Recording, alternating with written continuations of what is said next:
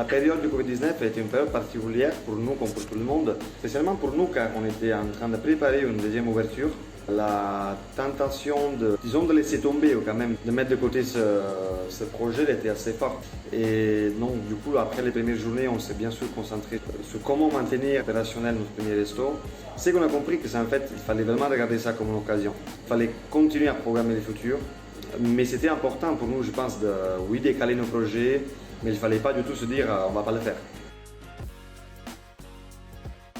Concrètement, en pratique, on l'a mis en continuant, même si c'était très complexe, de convaincre tous les acteurs dans notre développement, les rassurer sur le fait que oui, sûrement on allait prendre du retard, on allait changer nos délais, on allait changer notre timeline, mais on n'allait pas laisser tomber.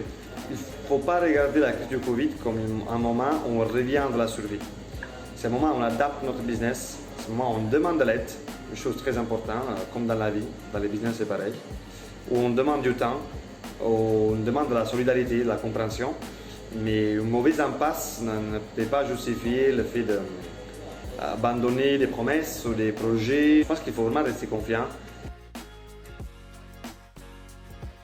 Et je pense qu'il ne faut vraiment pas se dire que ça ne va pas le faire. Il faut se dire que ça va le décaler, il faut se dire qu'il faut rester au taquet, il faut se dire qu'il faut rester prêt, qu'il faut utiliser ce temps pour mieux travailler. C'est comme quand on a une blessure, on fait du sport, on se blesse et on voit ça comme une perte de temps. Mais non, en fait, on est obligé à rester chez nous et on peut utiliser ce temps pour étudier, pour faire plus de recherches, pour chercher plus de partenariats. Et donc, on aura décalé nos projets, on aura repoussé ces échéances, mais on aura peut-être plus de moyens, plus d'idées. Il faut garder la foi dans le dynamisme de nos clients et de nos villes et villages, parce que la restauration, c'est quelque chose qui, pour moi, ça n'arrêtera jamais d'avoir un charme sur les gens. Les gens voudront toujours aller au resto, ils voudront toujours se retrouver autour d'un verre.